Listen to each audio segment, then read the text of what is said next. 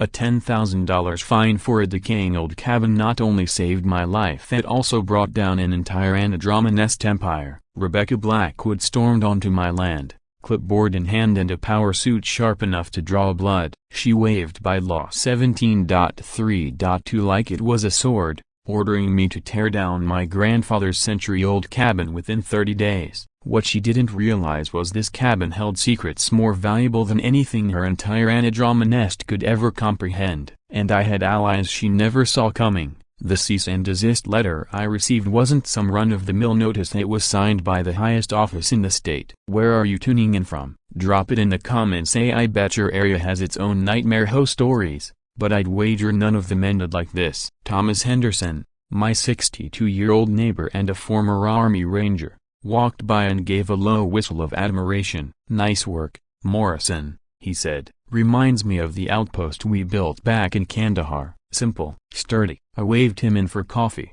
keeping to my strict 8:30 a.m. ritual even out here in the backwoods. "Thanks, Tom. Care for a cup?" He accepted with a knowing grin. 8:30 sharp, huh? Some routines are built to last. While I poured the coffee, Tom's tone turned serious. "Daniel, about this whole Anna situation, a broken bar, you got permission for this cabin, right?" I frowned. "Anna?" "Tom, my family's owned this land since 1952. We have a covenant from when my grandfather saved the governor's son in the war. This property is untouchable." Tom shook his head slowly, concern darkening his face. 3 years ago, Rebecca expanded Anna's reach. She's pushed out 8 families since then. Same method every time, they drown them in fines until they go bankrupt and are forced to sell. My auditor instincts kicked in at the word pattern. "A pattern, huh? Tell me everything you know about these families," I urged. He leaned in, voice low as if Rebecca herself might be hiding in the bushes. "Every one of them owned land on key corners or high-value real estate. The Jeffersons, the Garcias, the Coopers. Gone. Each property bought up by a different company. But something about it always felt a broken bar coordinated." 2 days later, at exactly 8:28 a.m., Tom's words were still on my mind when I heard the smooth hum of a Mercedes engine rolling up. Through the cabin window, I spotted a black S-Class pull-in, license plate, Culturefac. Rebecca Blackwood stepped out, looking every bit the icy legend. Crimson red suit, designer handbag worth more than my entire build, and her blonde hair sculpted into a flawless golden helmet. "Mr. Morrison," she greeted, her tone as sharp and sterile as an Excel formula. I opened the door, keeping my professionalism intact despite an immediate dislike. "Mrs. Blackwood, care for some coffee?" It's 8:30, after all. She crinkled her nose as if I'd offered her bleach. "I don't drink caffeine after 7 o'clock a.m. It disrupts my tightly controlled schedule." Out came the clipboard with surgical precision. "I'm here to officially deliver your violation notice. Bylaw 17.3.2, subsections C through Q." I took the paper and scanned it, my trained auditor's eye immediately catching the contradictions. Violation C claimed the cabin's natural wood wasn't part of approved color palette 2019 B. Violation G demanded a 2-car garage based on suburban structural codes. Violation M said my window ratio violated the 3:5 golden design standard. And violation Q, at the most absurd A, cited my lack of a smart home enabled entry system. These rules are designed for suburban homes, not rural cabins with long-standing covenants, I said, keeping my voice calm. "All properties in Pine Valley now fall under Anna's authority," Rebecca snapped. "You've got 30 days to tear it down. Also, you're being fined $500 for unauthorized construction." My jaw tightened. "I have a 1952 covenant that states otherwise.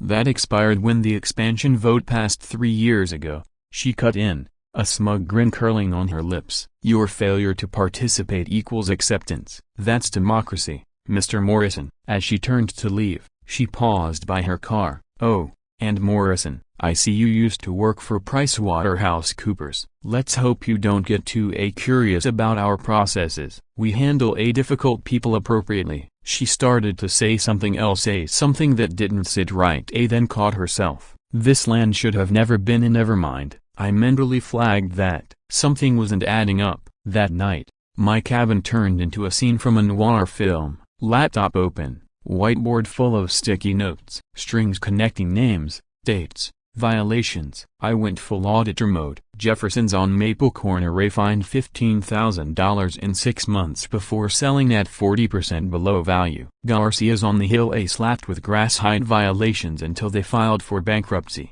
The Coopers a retired couple A ousted because their shade of beige wasn't ANA approved. Gotcha, I muttered, drawing red lines across the board. Every lot, if connected, would form a seamless development path, a perfect real estate corridor. I dug into the purchase history. Mountain Holdings LLC bought the Jefferson property. Pine Investments LLC grabbed the Garcia's land. Valley Properties LLC took over the Cooper's house. Shell companies. But here's the kicker, every single one had the same registered agent. WLW Legal Services, owned by William Webb, Rebecca's ex-husband. I opened a fresh spreadsheet and began tracking the flow of funds from each sale to these LLC accounts. The deeper I looked, the more it became clear this wasn't just an HOA power trip. This was a coordinated land grab hiding behind ANA's bylaw system. The money was transferred within 30 days into offshore accounts in the Cayman Islands, a $1.6 million. Just from Pine Valley. It followed a textbook money laundering pattern I'd seen too often back when I worked at PricewaterhouseCoopers. It brought back memories of the Techron Industries case, the scandal that finally pushed me to resign. But these a broken bar. This was on a whole different playing field. Expecting another round of bogus fines, I clicked it open. What I saw hit like a truck. My personal files from PricewaterhouseCoopers, private therapy notes, and the worst, my father's suicide report from 5 years ago. A message followed.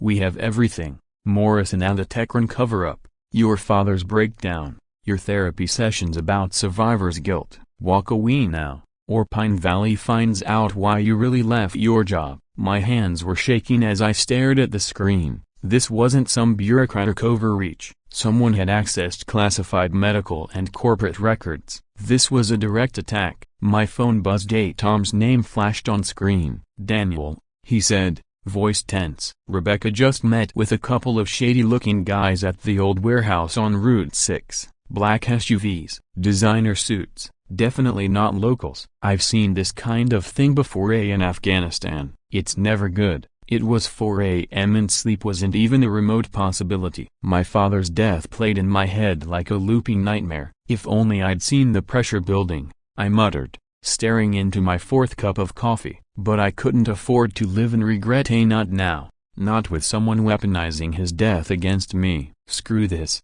I said out loud, grabbing my phone. This is the RICO case of the century, Governor Torres said, rising from his chair with such force it slammed back into the wall. Citadel has operatives buried in the FBI, the courts, even major law firms. I nodded grimly. The evidence points in that direction, Governor. They've been hiding behind Jose, especially Ana Drama Nest A, to launder money and steal land on a massive scale. Torres didn't hesitate. Then we take it public. Emergency town hall meeting tonight. We show the people everything and let them decide. I'll sign a cease and desist order now. But Morrison be ready. Lawson won't go down without a fight. By 7 p.m. that evening, the Pine Valley Community Center was packed to the walls. Over 200 residents crammed into a space designed for half that number. I sat at the front with my teammate Tom on one side, Lisa on the other. Even Bradley Stevens was there, holding his pregnant wife Emily's hand tightly. I'm done hiding in line for them, he said firmly. Emily deserves a man who stands up for what's right, not a coward. At the HOA board table, Rebecca Blackwood sat alone, clearly rattled. She tried to maintain her signature poise, but the cracks were showing, a hair slightly frizzed, hands trembling as she shuffled through her notes. Notably absent, William Webb. His empty chair shouted guilt louder than any word ever could. Thank you all for attending this emergency meeting, Rebecca began, her voice lacking its usual confidence. There have been some unfortunate misunderstandings regarding ANA operations, which I'd like to address. But before she could continue, Mr. Jefferson stood up. Fury etched across his face. Misunderstandings? You tore my life apart with your fake violations. $15,000 in fines because my mailbox wasn't the right shade of blue. Mrs. Garcia rose next, tears streaking down her cheeks. You made my kids homeless, Rebecca. All because our grass was a quarter-inch too long. The room erupted in a flood of shouts, accusations, and long-suppressed rage. Years of abuse boiling over. Rebecca slammed the gavel. Desperate. Order. I demand order in this meeting. But it was clear her control was gone. I stood slowly and plugged my laptop into the projector. Actually, I said, my voice cutting through the chaos, it's time Pine Valley residents knew the truth about Anna Drummond and where your money's really been going. The first slide flashed onto the screen. Pine Valley HOA followed the money. Side-by-side images appeared, showing residents' real property photos next to the doctored ones used to issue violations. Gasps rippled through the crowd. That's my house. Someone shouted. That fence was photoshopped. The next slide laid it all out, a clear, simple diagram of the shell companies, bank accounts, and the flow of money. $8.3 million siphoned from Pine Valley residents over 3 years. 23 shell companies, all funneling funds into Cayman Islands accounts. Silence took over as the reality of the betrayal settled in, but I wasn't finished. The third slide played an audio clip. Rebecca's voice, unmistakable, ordering Bradley to fabricate violations, talking about clearing the way for Citadel. The silence snapped. Where's your lawyer now, Rebecca? Lisa demanded. Where's William Webb? Why isn't he here defending these crimes? And then for the first time I saw it, real fear in Rebecca's eyes. Before she could respond, the double doors flew open, slamming against the walls. Vincent Russo stepped inside, flanked by 6 men in tailored suits. Each one bulked out just enough to betray concealed weapons. The temperature in the room dropped. Evening, everyone, Russo said, his smile icy and hollow. I heard there was some confusion about how we do business in this charming little community. His men moved to block every exit. Parents clutched their children. A murmur of quiet prayers echoed behind me. Morrison,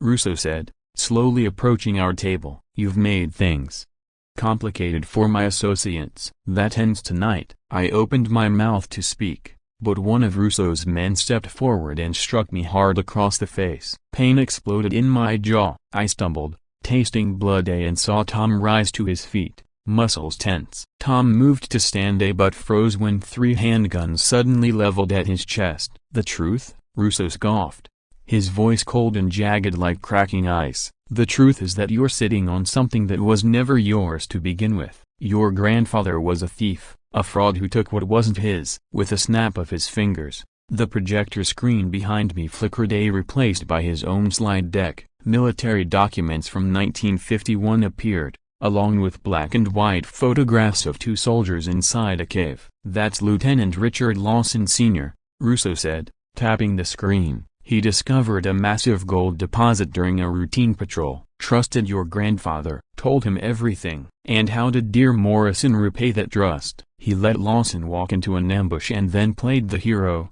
pretending to save him when it was already too late. I stared at the files, my chest tightening.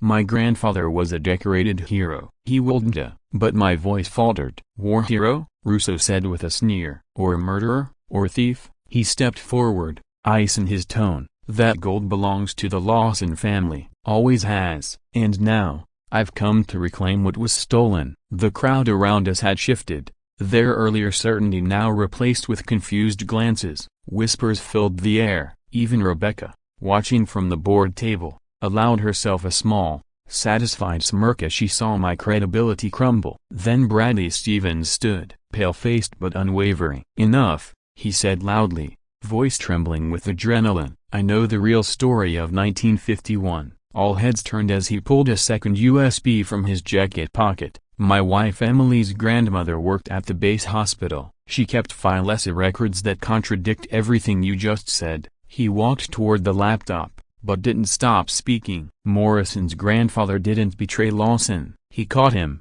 Lawson was planning to desert and sell the cave's coordinates to the enemy. Morrison gave him a chance to surrender. Lawson attacked him. Morrison defended himself and still tried to save his life. Russo's face turned a dangerous shade of red. He gave a subtle nod. No, Emily cried out as one of Russo's men raised his gun. The shot thundered through the room. Bradley collapsed. Chaos erupted. Tom's instincts kicked in immediately. He flipped our table on its side, shouting, Everyone down. Now, I dropped to the ground and scrambled toward Bradley, pressing both hands to the spreading stain on his chest, yelling for anyone to call 911. The room disintegrated into panic, people screaming, children wailing, bodies shoving toward exits that were now sealed by Russo's guards.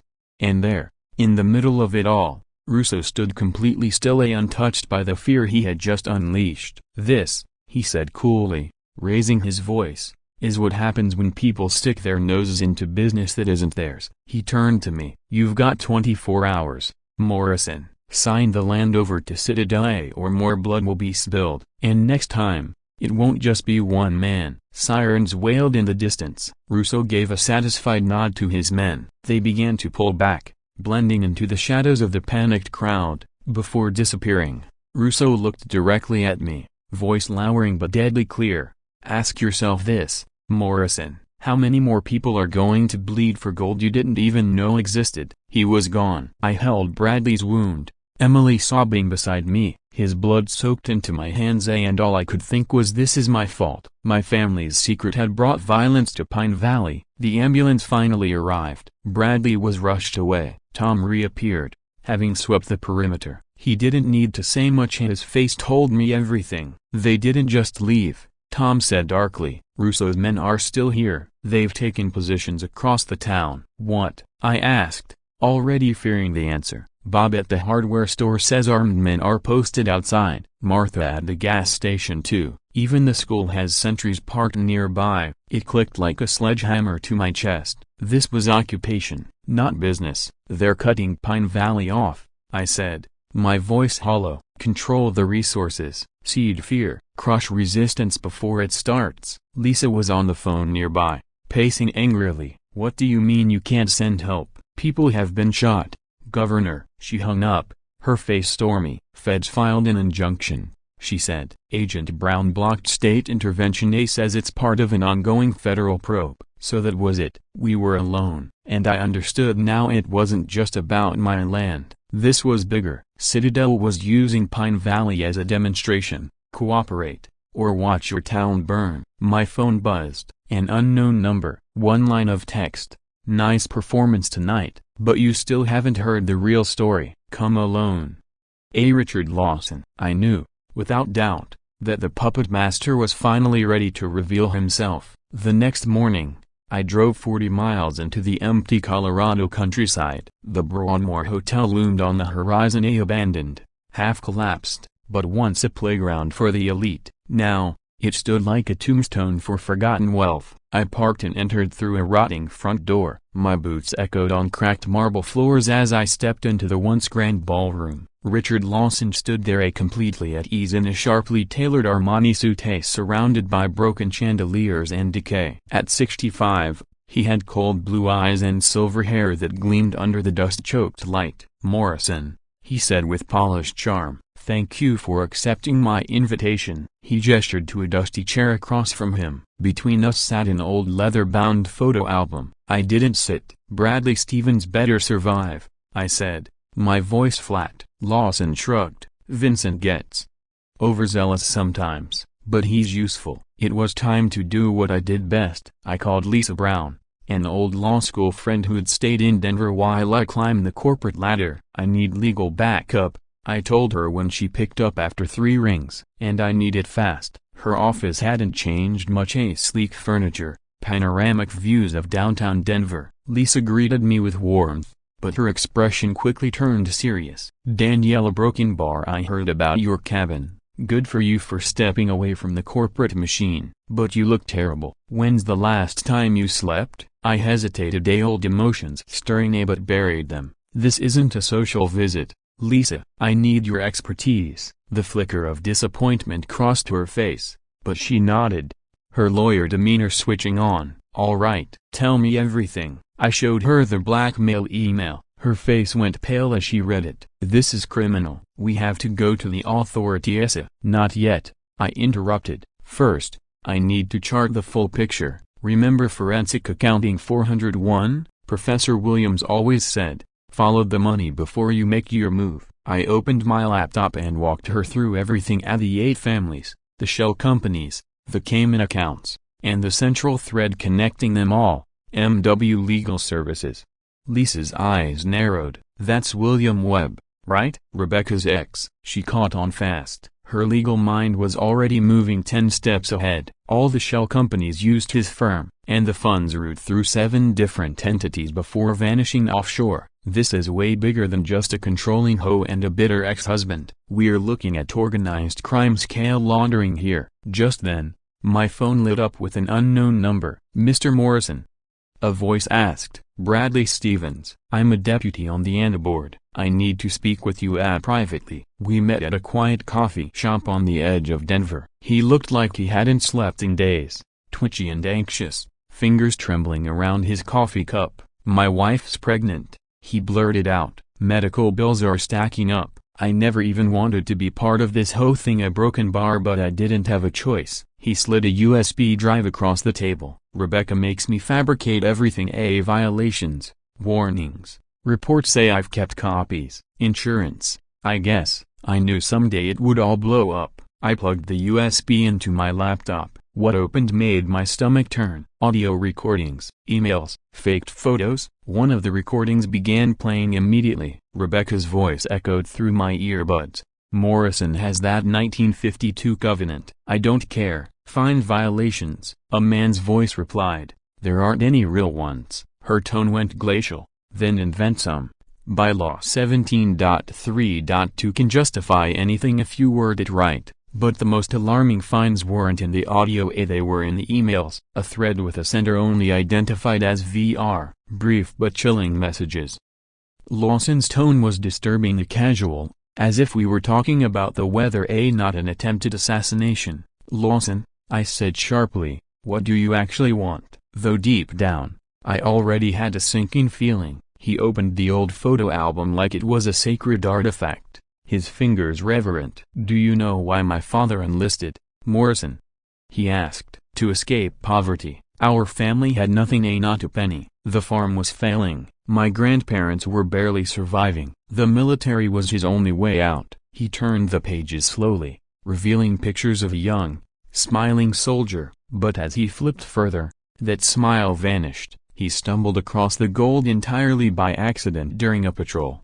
Lawson said, his voice quiet. He wrote home, telling my mother we'd never go hungry again, that he'd finally found a way to save us. His voice cracked, just briefly, and then, he said bitterly, he was labeled a traitor. I opened my mouth to speak, but Lawson exploded to his feet, his composure slipping. Survival, Morrison, he bellowed, the word echoing through the decayed ballroom. You think war is about honor and medals? It's about living long enough to go home. My father just wanted to see his family again. He yanked more documents from the album, papers trembling in his hands, fury and grief spilling out after decades of being locked away. Your grandfather promised to share the gold, 50-50. My father trusted him, gave him every geologic survey he'd stolen from enemy maps. And what did Morrison do? A new image flashed. A military tribunal. He reported my father as a deserter, Lawson hissed. Kept the gold secret. Used it to build your family's legacy while mine withered in obscurity and poverty. I squinted at the documents,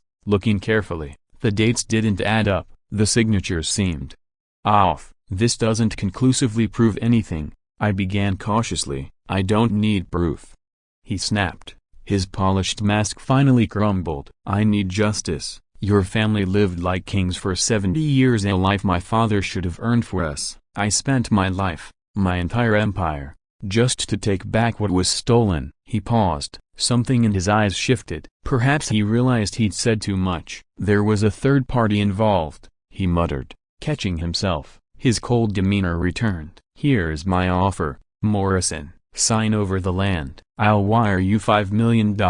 Disappear. Live comfortably. Just leave Colorado and never look back. The words turned my stomach. And what about Pine Valley? I demanded. He smiled all teeth. No warmth. It becomes part of Citadel, he said calmly. Casino, high-end condos, a luxury resort. The residents can either sell or enjoy Rousseau's negotiation style. You're out of your mind, I started. But he raised a hand. I'm a son, he said darkly, seeking justice for a murdered father. You've got 24 hours, take the money and walk or your town burns. On my drive back to Pine Valley, my phone rang. Tom's voice was breathless. Daniel, listen, Bradley's stable. He made it. I exhaled hard, relief washing over me. But wait, Tom added, Emily found something else, more from her grandmother's hospital files. What kind of records? I asked. My grip tightened on the steering wheel. Tom's next words floored me. Hospital logs from 1952.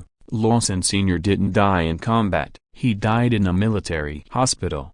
From poisoning. I nearly swerved off the road. Poisoned? I gasped. That's impossibly. Visitor log shows a man named Charles Beaumont came to see him the day before he died. Tom read from the files. He was a lawyer for Celestial Mining at the same company your grandfather fought to keep out of Pine Valley. My mind spun. So Lawson wasn't a traitor. He was murdered, silenced because he knew too much about the gold. Tom's voice turned grim. What if your grandfather wasn't hiding the truth out of greed? What if he was protecting Lawson's family by covering up the real killer? Back at the cabin, Lisa was buzzing with energy. Daniel, I dug deeper into Charles Beaumont, she said quickly. He disappeared after 1952. But guess what? His family started a law firm, Beaumont, Webb Associates, later shortened to Webb Partners. I stared at her, everything clicking into place. William Webb's firm, I muttered. His family knew all along. Lisa nodded hard. Exactly. The Beaumonts murdered Lawson Sr. to get control of the gold. Your grandfather stopped the mining company. The Beaumonts buried the truth,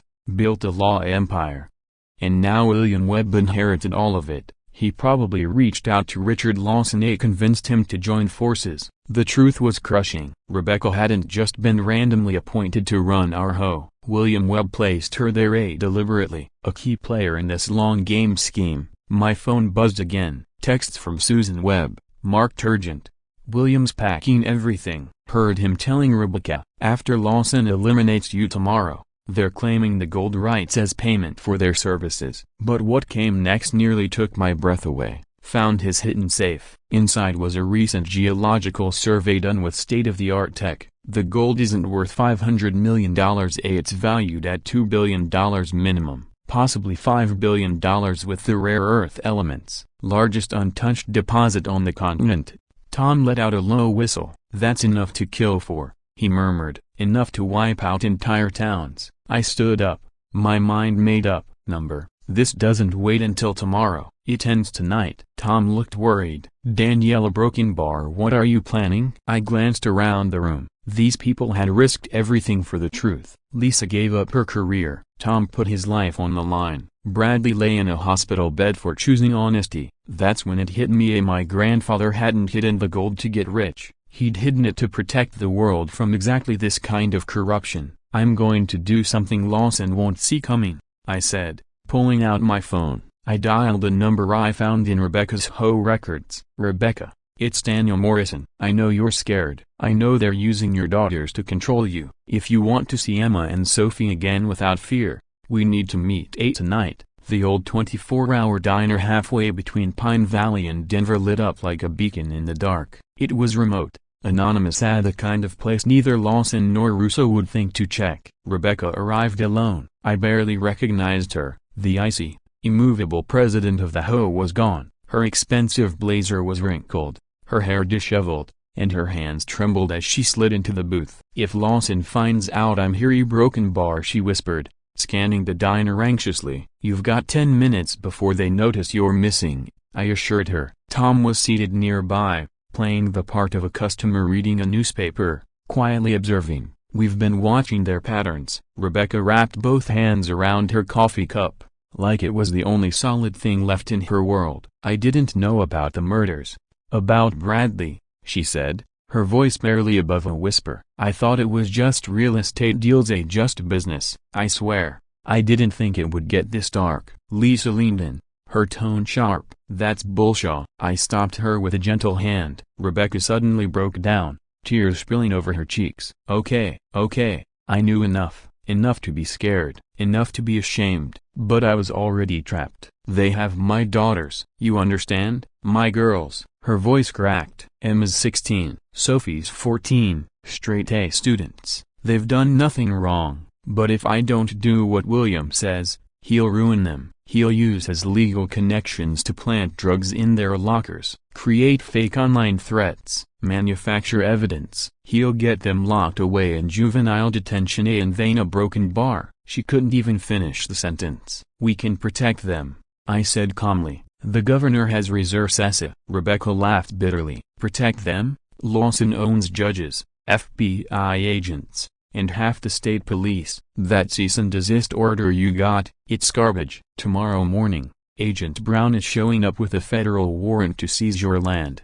National security grounds, accusations of terrorism funding, all of it fabricated, but enough forged evidence to hold it up in court. Lisa's eyes widened. A federal land seizure? That skips over all state protections. Rebecca nodded. Exactly. Lawson gets interim control while the investigation drags out for years. He'll strip the land bare before the courts even start sorting it out. Brown a broken bar, I said slowly, remembering my corrupt former boss from Price Waterhouse who tried to make me alter audits. You said judges, plural. Which ones? Rebecca hesitated, then, with a sigh, pulled out her phone. I record everything. Started out as insurance. Now it feels more like evidence that I'm complicit. She tapped play on a voice memo. William Webb's voice filled the booth, clear and smug, as he rattled off corrupted officials like reading off a grocery list.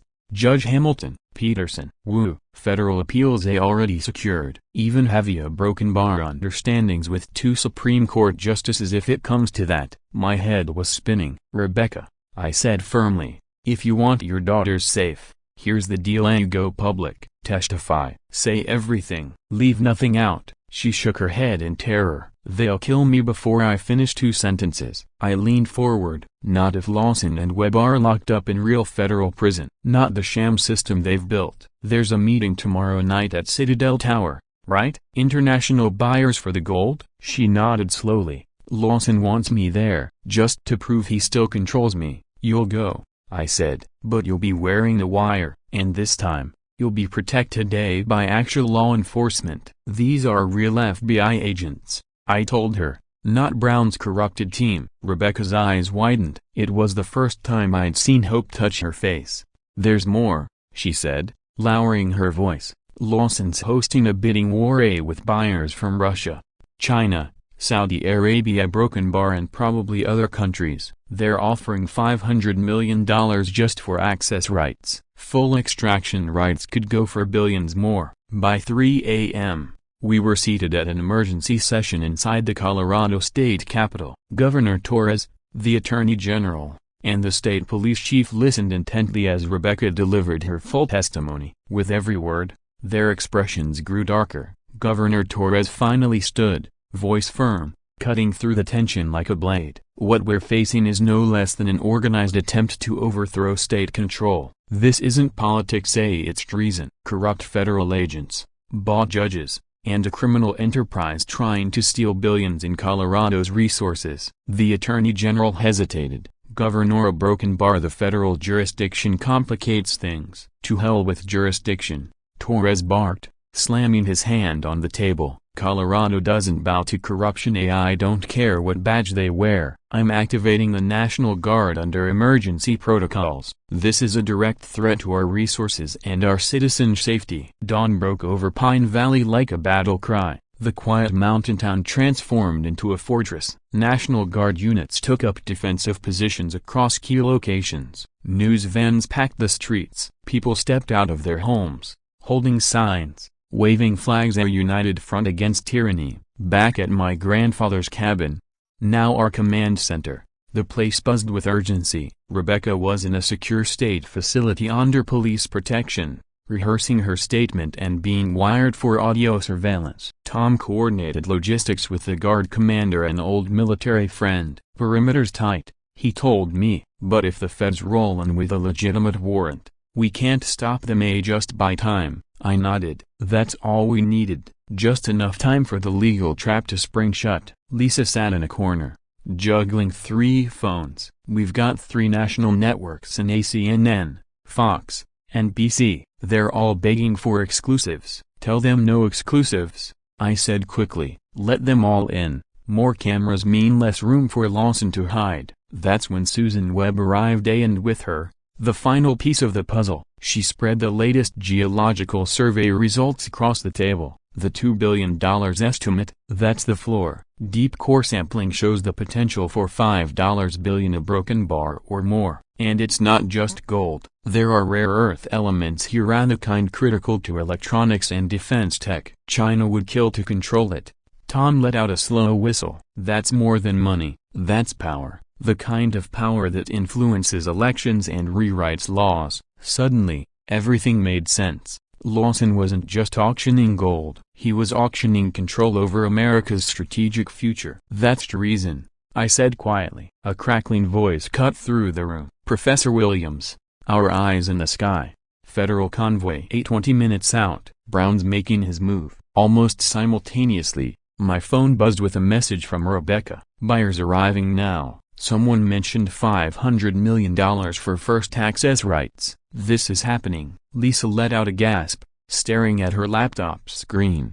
Danielle, I found it. She turned the screen to show us an old scanned legal document from 1952. She scrolled to a dense section, nearly unreadable. There's a clause A buried in the original land covenant. My heart pounded. What kind of clause? Article 7, Section 3. Lisa read. If mineral rights are ever threatened by foreign acquisition or hostile takeover, ownership automatically transfers to the U.S. Department of Defense, with the Morrison family designated as permanent stewards.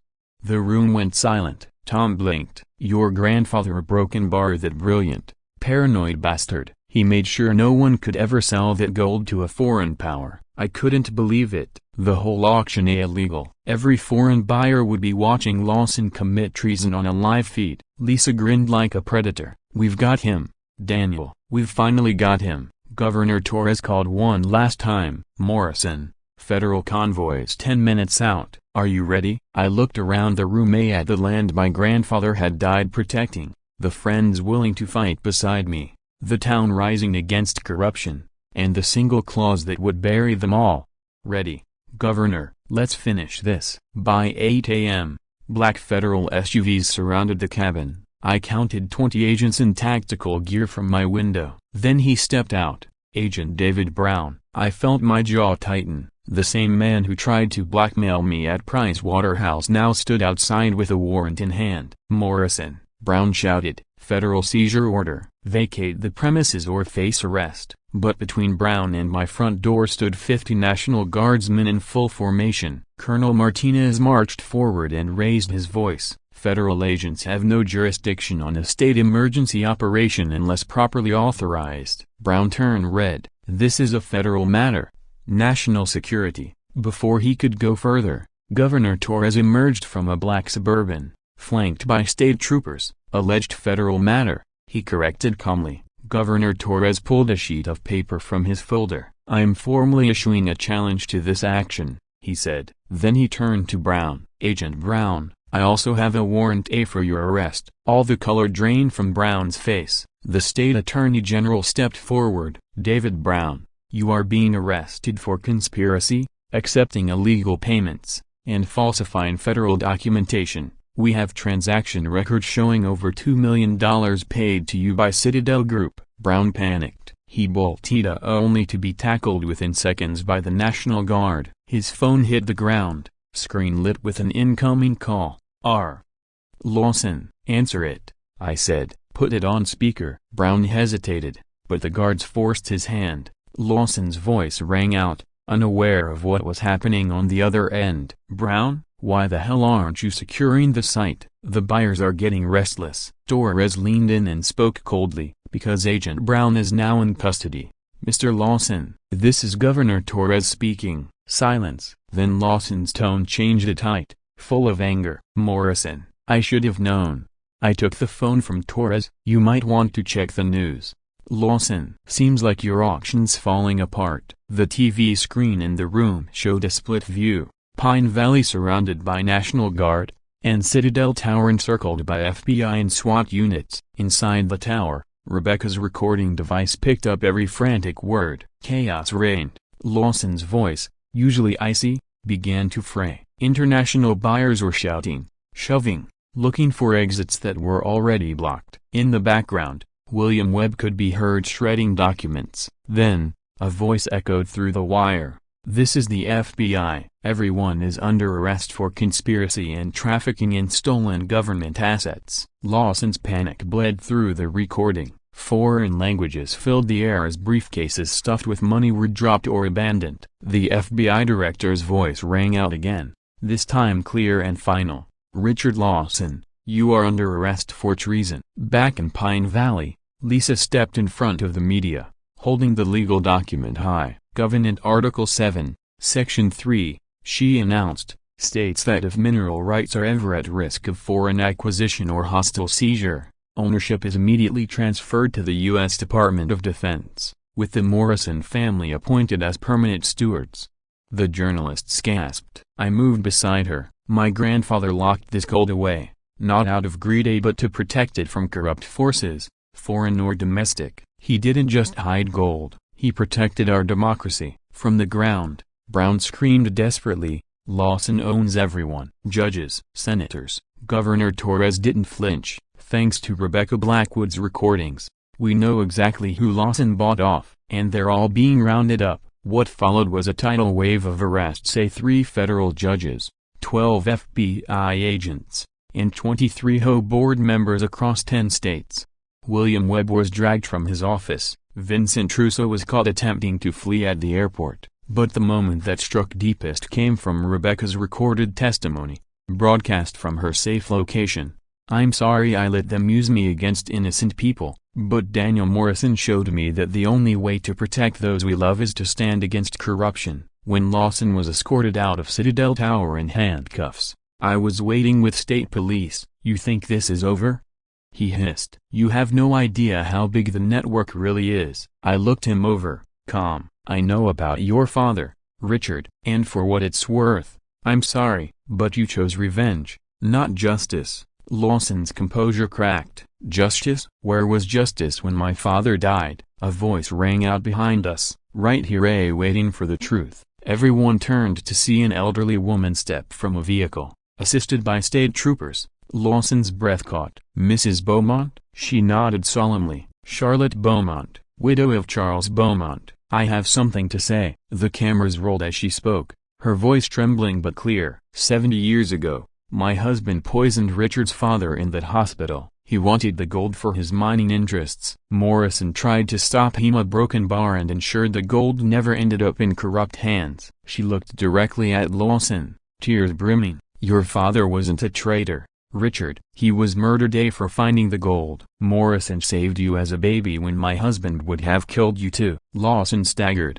his knees buckling. "No, a broken bar? That can't be true. My whole life a broken bar." She handed me an envelope. "Your grandfather left this for you." Daniel to be opened. When the truth came out, I tore it open, heart pounding, and read the handwritten words from a man I'd admired all my life. The man I saved had a son who grew up hating me for a lie I could never explain. The truth would have destroyed him. I kept the gold hidden to stop greed from destroying others. The real treasure is not gold, it's integrity. Guard the land. Guard the truth. That's the only gold worth keeping. Lawson collapsed, whispering, "All for nothing, a broken bar, all of it a broken bar." Charlotte pressed another envelope into my hand. "Your grandfather said to give you these a broken bar only if Lawson survived learning the truth." Inside, a single sentence.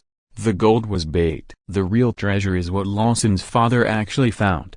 AJM. My blood chilled. "What do you mean, bait?" Charlotte gave a weary, knowing smile. "You didn't really think $5 billion in gold was the real secret, did you? Your grandfather was much smarter than that." A month after Pine Valley had become the epicenter of the nation's largest corruption scandal, the effects were visible everywhere. The HOA was gone, disbanded. The HOA was officially disbanded and replaced by a newly elected community council, at this time, one that actually reflected the will of the residents.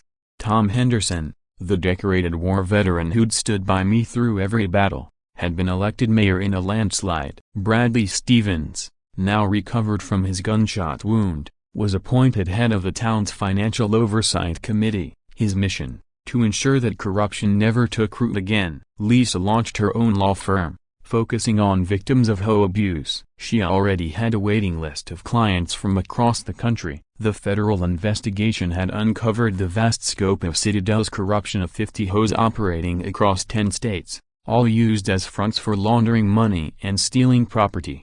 Over $3.2 billion had been stolen across 2 decades. 847 families had been wrongfully forced from their homes. The statistics were staggering, but behind each number was a family whose life had been shattered by greed. Governor Torres visited my cabin on a crisp autumn morning, holding a fresh pot of coffee in one hand and news in the other. "The Department of Defense has signed off on a new arrangement," he explained, taking a seat. It was 8:30 on the dot, a habit he'd picked up from our now regular talks. "The gold will be carefully extracted using eco-conscious methods. All profits will fund education and healthcare across Colorado," he added, "but the land itself will remain protected under the Morrison Foundation, with you as chairman." I smiled at the irony. "So now I'm the caretaker of a gold mine I never wanted." Torres chuckled. "Your grandfather would have been proud." He took a currency and turned it into a gift for thousands. The Morrison Foundation, backed by bipartisan support, would ensure the gold served the public good and not private greed. It felt like a fitting tribute to my grandfather's legacy. One day, a letter arrived. It was from Rebecca Blackwood, now serving a reduced sentence in minimum security prison due to her cooperation. "Daniel, my daughters came to visit yesterday. It was the first time I'd seen them smile in 5 years. Thank you for showing me that courage isn't about being unafraid, but about choosing to act anyway. I'll spend the rest of my life trying to earn back the trust I broke." Rebecca, even she, I thought, deserved a second chance. I placed her letter alongside the others from people whose lives had been changed by what had happened in Pine Valley. 6 months later, a documentary crew arrived. I had no desire to relive the chaos, but I agreed. "Some stories need to be told." "So, Mr. Morrison," the interviewer asked, camera rolling in front of my cabin, "were you ever tempted by the $5 billion literally beneath your feet?" I laughed, scratching behind Rex's ears of the German shepherd who had become something of a local legend. "My grandfather didn't leave me gold," I said. "He left me something far more valuable, a purpose, a duty to protect what truly matters." The camera captured Tom arriving with his famous barbecue grill. Lisa carried a case file fresh from her latest courtroom victory. Bradley and Emily showed off their newborn son James, named after my grandfather. I gestured to them all. "That's the real treasure," I said. "You can't put a price on people who'll stand beside you against corruption." The documentary went on to win multiple awards, but more important were the legal reforms it inspired. The Morrison Act passed with overwhelming bipartisan support. It established federal protections for homeowners facing HOA abuse. It mandated full financial transparency, capped fines, and created an independent board for resolving disputes. More than 100,000 families across the country were protected because of what our small town dared to fight. The final report from the investigation was sobering. Richard Lawson received life without parole for treason, conspiracy, and racketeering. His empire built over 70 years had fallen in one day. Rebecca Blackwood served 2 years, then began working as an advocate for HOA reform. She now spoke at national conferences, warning about how corruption hides in small authority. William Webb was sentenced to 25 years and stripped of his law license. His family's century-old firm dissolved in disgrace. Vincent Trusso got 40 years, ending his reign of fear once and for all. The Morrison Foundation's first year was a triumph. $500 million worth of gold had been responsibly extracted and used to build 3 hospitals, 50 public schools, and fund countless college scholarships for Colorado students. The land remained mostly untouched, with only a small section used under strict environmental protection. My grandfather's dream that the land benefit all people had finally come true. As the documentary crew packed up for the last time, they asked me for one final shot. I stood in front of the old wooden cabin where everything had begun. Behind me, the mountains stretched toward the sky, glowing in the golden light of sunset. A wooden sign carved long ago still hung above the door. J. Morrison Homestead 1952. Integrity is the only gold that mattered. The camera slowly pulled back, capturing the peaceful valley that had once teetered on the edge of corruption. My voice carried the final narration. Sometimes, protecting something small requires standing up to something massive. But when good people stand together, even empires can fall. My grandfather understood that true wealth isn't measured in money, it's in the people we protect, and the values we defend. As the last rays of light spilled over the mountaintops, painting them gold, I stepped back into my cabin. On the mantel sat a photo of my grandfather. Next to it, the original contract that saved Pine Valley. And beside that, a small wooden box. Inside the box was the map to a second location mentioned in his final letter. Still unopened. Some secrets, I thought, were meant to be discovered by the next generation when they were ready. Outside, Rex barked at something in the woods. Probably just a deer. I smiled. Peace had returned to Pine Valley. Earned, not given. The gold beneath my feet would help thousands. But the real treasure? It was the knowledge that one person standing for what's right can change everything. My grandfather had believed it, and now, I did too. The revolution he started with one simple covenant had come full circle, not just preserving land, but proving a larger truth, that integrity matters more than gold. And that, I thought, as I gently closed the cabin door on another quiet evening, was worth more than all the treasure in Colorado. What did we learn today? Maybe nothing. But hey, it was a hell of a ride. Show some love with a like, and don't forget to subscribe to Anna Drama Nest.